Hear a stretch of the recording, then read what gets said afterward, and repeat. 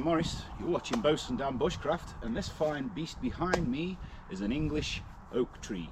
Quercus robur is its Latin name, that's if I'm pronouncing it correct. Now these things can grow upwards of 40 meters tall, get pretty big. They can also live for hundreds and hundreds of years. In fact, some of the oldest ones ever found were well in excess of 1,000 years old. For a tree, they're quite interesting, at least in many senses, but in one in particular, that they do come in the male and female varieties. The males can be identified when it comes to the sort of seeding time, that they will be the ones with the drooping catkins on them. Now, oak trees are very easy to identify, particularly with their leaves, always a very distinctive shape. Either that, or you can identify them when it's time for them to do their the breeding. Trees don't really breed, do they? But when they're coming into seed, you can spot them by the acorns. Trees have those lovely little acorns on them that squirrels absolutely adore. And we'll discuss acorns a little bit more later on. Now, oak trees themselves you can identify by the bark as well. They always have quite a rough pattern bark on them. This one's quite a young one as far as oak trees go. We'll go just take a quick look at that bark. Oak trees always have this kind of beautiful roughy bark on them as well. So you see, very, very identifiable as an oak. Now, a lot of trees will have that same sort of bark pattern, particularly at the earlier stages of their lives, but oaks will have that constantly their entire life, their entire growth cycle. In fact, there's a small little Didier one over here, and it has the same sort of bark, it's just a slightly lighter colour. Now, oaks get quite knotty. They grow in all sorts of different directions, and usually if you find one that's got very, very interesting directions where it's diverted its growth here, there and everywhere, the reason for that is more often than not is it's had a little infection in that limb. And oaks are really quite resilient to infections and diseases. What they tend to do is isolate the piece where it has that problem, and they'll just grow the other way around it and avoid it and cut it off. Quite often you'll see that a lot as well with the gall wasp, which lays its egg inside the branch of an oak tree, and what the oak will then do is literally grow a little ball around that egg, and it will push it out of the branch where it is. So you'll see sometimes little rounded balls just sat on the oak tree like that. Very important, very important for the wasp itself that it does that, because when that little egg hatches out, the wasp actually eats the inside of that little gall ball, and then it'll drill a little hole out of it and escape. And that the oak gall actually used to go into a type of ink for writing and paper pressing known as iron gall ink, and they would literally grind up the leftover oak balls after the gall wasp had left and mix it with iron and soot and a few other things. I don't know the exact recipe, and they would turn it into ink. So, spiritual meanings and associations of the oak tree. Now, I am actually just going to read it out from my handy old jotter here, because there's quite a bit of information here and I cannot remember it all. So, oak trees represent strength, longevity and endurance. It's a national symbol of strength. Couples traditionally would be married under ancient oak trees. Acorns are used as a symbol of potential growth and prosperity. Oak trees were worshipped by the Druids as a symbol of fertility, power, justice and honesty. Ancient Celts believed oaks were portals to other worlds. Gods associated with oak trees are also associated with storms, especially thunder storms, and it is most associated with the god Zeus. So oaks are obviously pretty special trees, particularly to us in this country, in the UK and England. Very useful for making doors and very, very strong furniture. But what are the bushcraft uses of oaks? Well, oak is an excellent choice for burning. It burns nice and slow and at high temperature and quite cleanly as well, so it's a really good wood to cook on. It's naturally resistant to liquids and waters and all sorts of things that want to rot it. Oak does take a heck of a long time to break down under the action of water, freeze and thaw and all of that sort of stuff. It's a really tough wood and doesn't always really require a waterproof coating. There's less tending needed if you make a fire from dead oak. It burns a lot longer than most other woods, and it also burns more stable. It's not prone to flaring up, to be fair. Like I know you get things like pine, which is also a nice bright burning wood, but when it finds a pocket of resin inside the pine, it does tend to flare and spit and crackle. Oak bark and acorns are believed to heal inflammation and kidney stones. Acorns are edible, but you need to remove the chemical in them known as tannin before you can eat them. There's a couple of ways of doing that. Grey squirrels actually bury acorns and the tannin leaches out into the ground. One of the best ways bushcraft wise is to put them in something like a hessian sack or a tight knitted net bag, something like that, and just leave them in the water at the side of a fast moving river so that they are submerged.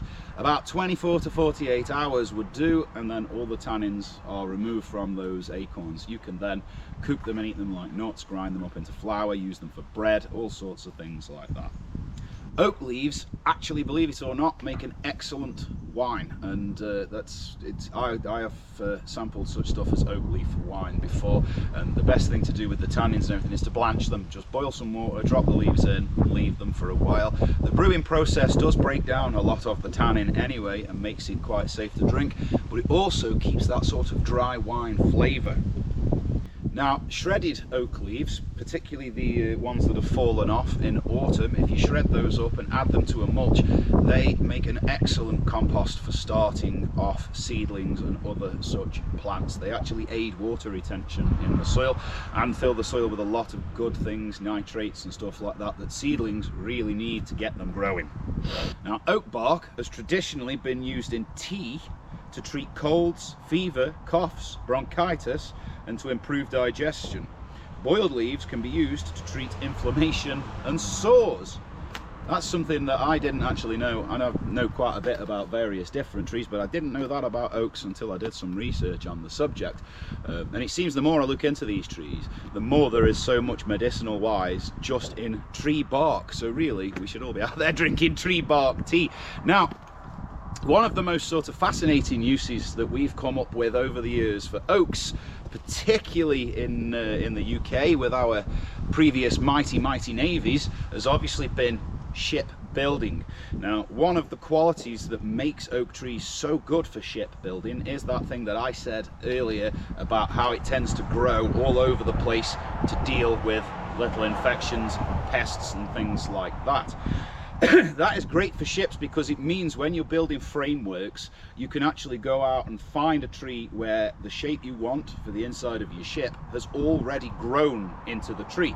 That's going to make it far stronger than actually joining the pieces together and having, because obviously anytime you've put a joint in wood, no matter how strong you've made it, that is going to be the most vulnerable part. Also in the line of shipbuilding, as I mentioned earlier again, oak isn't really heavily prone to rotting in water. It's one of the bizarre things about the big wooden ships is it's actually fresh water and rain that erodes the wood far quicker than below the waterline in salt water, in the seawater. So oak is very resistant to water damage, which, you know, that's quite evident when you look at old buildings, churches, castles and things like that, where their oak doors are still there and hundreds of years old.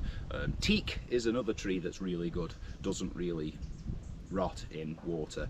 In fact, this is nothing to do with anything, and it's certainly nothing to do with oak trees, but on the Titanic, there was always a tradition of putting wooden decks on ships. Now on the Titanic, most of the wooden decks were actually made of pine and poplar and trees like that, but on each one of the wooden decks, the outer rim around that wood was made from teak. And bizarrely, after pretty much 100 years at the bottom of the Atlantic, that teak band that was originally around those decks is still sat there. It still hasn't rotted. So some woods can be really resilient. Oak is one of those woods. So oak is a fantastic wood all round, really, but it's a little tricky to work with because it is so tough. It doesn't really have too many sort of straight grain patterns in it. It does tend to be quite wavy and knotty. It is easier to work when it is green because it's much softer. It will accept the work from your tools a lot easier, but it's going to last a lifetime once you've done it because it is such a tough wood. Now people tend to work oak when it's green more than any other time, again because it is, once it's dried out, it is a much tougher wood. But one of the best things about oak is it doesn't shrink very much at all. So when you've worked it when it's green, the problem with doing that with a lot of woods is once you've worked them green and then it seasons and dries and hardens, it tends to shrink a lot as well. Oak doesn't really shrink much at all, so it's an excellent wood for working when it's green. Oak has also been used before to make bows and make longbows before. Again, we'll just touch on that term longbow because as soon as you say longbow, everybody thinks about medieval warfare. That would be the English war bow. A longbow itself is basically any bow over 6 foot long. Now, the reason why longbows were first produced, aside from the war bow, isn't actually a power issue. What a longbow does is it enables you to take a weaker wood that simply wouldn't take the flex of being a short bow and being able to use that to make a nice solid strong bow that isn't going to crack too easily. Now with something like oak, which is a really tough wood, when you turn oak into a longbow you actually get a really solid all-rounder. Because it's long and there's less flex in it as you draw the bow back, it's less likely to crack. But seasoned oak is really springy and resilient, so you get quite a powerful bow that's going to last a heck of a long time. You can still find examples of oak longbows all over the place. I haven't personally made one yet. That is something that I would like to do actually. So there we have it, the oak tree. Marvellous, beautiful as well, oak trees are. Every time you see oak trees, you'll almost always see squirrels hopping around in there. Mostly because they're after the acorns, to be fair, and you know, who can blame them? It is a vital resource for the squirrels and other animals. And interestingly enough, oak trees themselves are actually quite dependent on squirrels in one sense, because acorns cannot grow next to the parent oak tree. There won't be the resources in the soil, and they will be basically starved to death by the parent tree. So the oak tree needs something to move those acorns around for them to give them a chance to grow somewhere else. Now there are probably other factors and animals that are going to move those acorns, yes, but the absolute king of moving acorns around is the squirrel. They will take them all over the place, they will bury them in the ground so that they can get the tannin out of those acorns and make them safe for them to eat. And naturally, when you have buried a couple of 100 acorns, you're gonna forget where some of those are.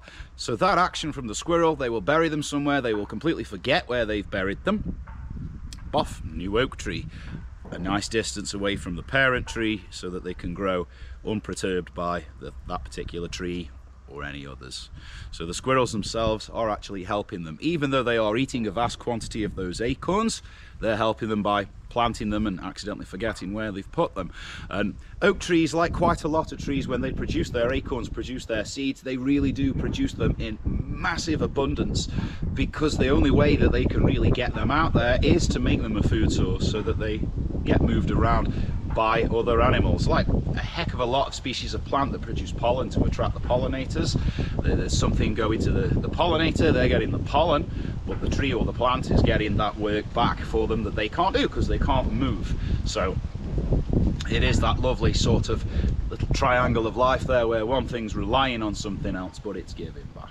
So there we have it, folks, the oak tree, as marvellous and beautiful as it is, and it is one of my favourite trees. So that's all I really need to say about that today, guys. So get yourselves out there, get bushcrafting, get having fun, get identifying trees and their uses, be safe, and I'll see you on the next one.